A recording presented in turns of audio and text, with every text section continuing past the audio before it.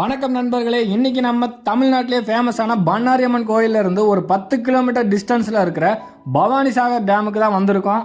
இந்த dam பார்க்கோட entrance ticket பார்த்தீங்கன்னா 5 ரூபா கோட் பண்றாங்க ஒரு ஆள் மேல. உள்ள வந்ததையுமே நம்மளை வெல்கம் பண்ற மாதிரியான 2-3 சிலைகள் வச்சிருப்பாங்க. அதை தாண்டி உள்ள கொஞ்சம் தூரம் போனோம் அப்படின்னா மெகா சைஸ் டைனோசர், ஜல்லிக்கட்டு காளைங்க, அது போக சில்ட்ரன்ஸ் நல்லா விளையாடுறதுக்காக ஊஞ்சல், சறுக்கு மரம் இந்த மாதிரி நிறைய வச்சிருப்பாங்க.